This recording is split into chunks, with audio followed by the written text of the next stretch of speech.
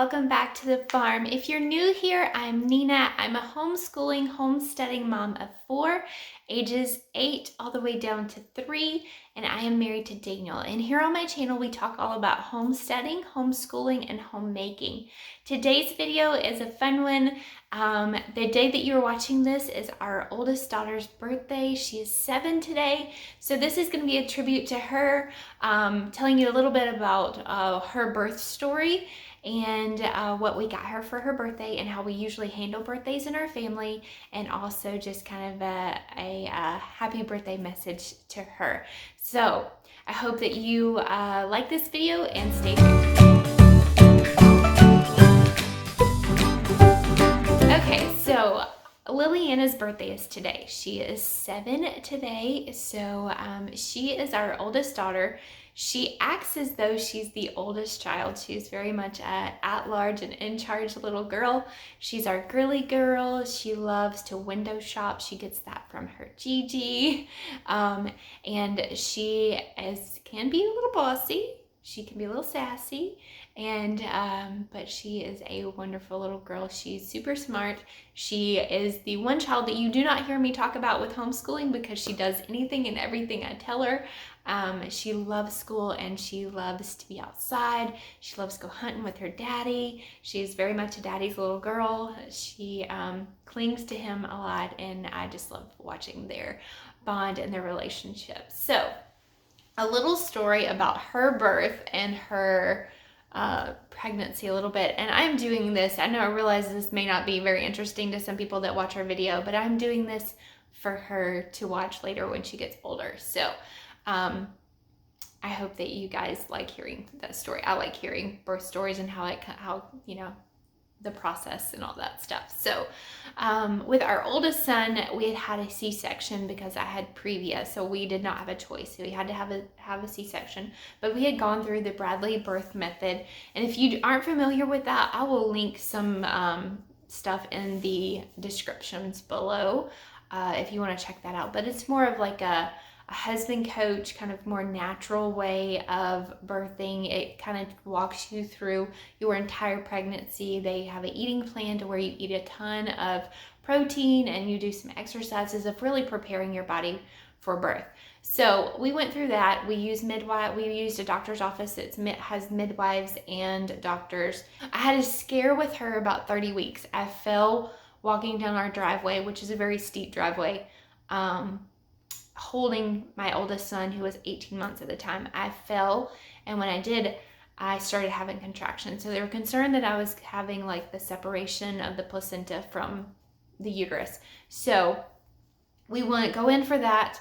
My body keeps contracting and we can't get it in control. I end up getting the shots, the lung stimulation shots, just in case she was born early. We finally got everything to slow down. That was at 30 weeks. So they kind of put me on modified bed rest so I could still get up, walk around, do some things I needed to do. But they didn't want me to lift a lot of things. They did not want me to be overactive and all that to try to put my body into labor. So 9 to 10 weeks later, we're waiting on Liliana, and she's 5 days late. And because I had already had a C-section, my midwife said, I can't let you go past 41 weeks. So you can go like the whole 40 week, but I can't let you go past 41 weeks or we're going to have to do a C-section. And we can't technically induce you because of the previous C-section and trying to do VBAC. So I was a little discouraged on that. So I did everything I could to get myself to go into labor with that child. We walked, we bounced on the ball. We did other things that are helpful for that, for inducing labor. And I was having contractions my last doctor's visit, but they were not close together. They were like maybe 15 minutes apart or so. And they were not very strong. I had dilated a tiny bit, but not a lot. And so I had to go back again because I was late. So I went in on a Friday, and I was still having contractions. I would have them at night, and then they would go away by the end of the day. So my midwife told me, she said, if you're having anything, if you feel any pain tonight, please, I will be on call. Please call me. So again, they start back up just like they always do. I always had. And so I called her about 9 o'clock. I said, I'm having contractions. They're about 10 minutes apart. And what do we need to do? She said, I want to see you. So come on in. I was like, okay. So we go in. That was on a Friday night. We got to the hospital about 11:30. By the time I ate supper, I knew I was gonna, we ate supper, got Jameson settled, all the stuff, got grandparents situated and figured out what they were gonna do. And so we go in and they check me and she's like, let's get this rolling because you will be 41 weeks on Monday. And if you want to have a stab at having a natural birth, we need to get this going. I can break your water. So they broke my water at, I think that was like 11:30-ish maybe or so. Broke my water. Contractions started. I walked that entire time I was in labor with her. And I did it for, her labor was 26 hours. 26 hours. My body just hates labor. It would not get moving quickly. She was not a quick birth. So we tried to rest a little bit in the beginning, but then I was anxious because this was like my first thing. I didn't know what to expect because I never really went into labor with my oldest.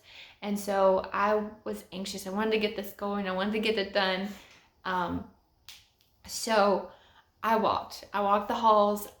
We prayed, we walked, we did everything we could do. I even got in the bathtub a little bit, and about, I don't know, I think it was about 11:30-ish with, I'm trying to think, all the kids are running together. No, okay, so with her, I ended up getting some Stadol, they called it the little cocktail, a little bit of pain medicine to let me rest because I was so tired from being up for over 24 hours. Well, actually I was probably up 48 hours with her because I did not take a nap on Friday with my son or anything like that. So they gave me a little bit of that. It was able to allow me to relax a little bit for a little while. So about 11:30, they were like, why don't you get up? You're really close. You're about an 8.5 centimeters. Why don't you get up and walk around for a little bit? So I got up again, walked the halls. I think we walked for maybe 10 minutes, and she kept saying, when you get ready, you'll know. And I'm like, I don't know, I've never felt this before. What do I feel? What is this supposed to feel like? She said, when you get ready, you will know. And so you will make a sound. I promise you'll know. And so I had one really big contraction, and I sounded like a cow. My mom said I sounded like a cow. And she's like, that's what I was waiting for. It's time to go, move you in. She said, get back in the room and go lay down. So I went back in the room, and sure enough, I was ready to push. I think I pushed for 45 minutes with her. I felt every minute of it, and I was exhausted, but I was so thankful that we were able to have a natural birth. No epidural, just a little bit of pain medicine just to kind of relax me. I did tear with her, so I had a little bit of recovery, but I bounced back really quick compared to having my C-section, and I was really thankful that we were able to do that. She was my biggest baby, so she was 7 pounds 11 ounces, and so she was just precious. And so she'd come home. It actually snowed. We are in Georgia and we do not get a lot of snow. There was a snowstorm coming so she was born on a Sunday at 1:29 in the morning on a Sunday. The next night into Monday, a snowstorm was coming. So we ended up talking our midwife and nurses into letting us go home and not stay 2 days because they would like for you to stay 2 nights. And so we ended up talking them into letting us go home so that we could recover at home and be at home in case it snowed. It did snow, so she was born right before a snowstorm, which is neat. So anyway, that's just a little bit about our birth story with Liliana. Next, I was going to show you what we got her for her birthday and how we actually do the birthdays. Usually we do parties. And we don't really get them a ton for their birthday. We let other people get them a lot of stuff. But this year we're not doing birthday parties for a number of reasons. But we have a birthday budget of $50 per kid.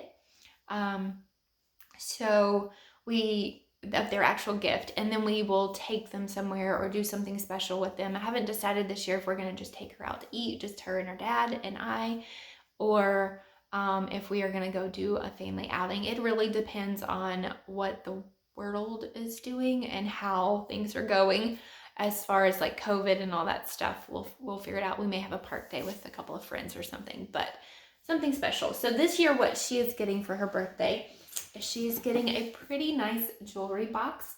My youngest daughter got one for Christmas from her grandmother, and Liliana saw it and was like, I want one, why didn't I get one? So I was like, where did you get that? And I need to know where it's at. So this is what she's getting for her birthday. This is actually Amelia's, and it's locked, but it's got drawers where you can put different things in it. They're starting to acquire bracelets and stuff. It comes with a key. Comes with a key so that you can unlock the key. I'll show you what's on the inside.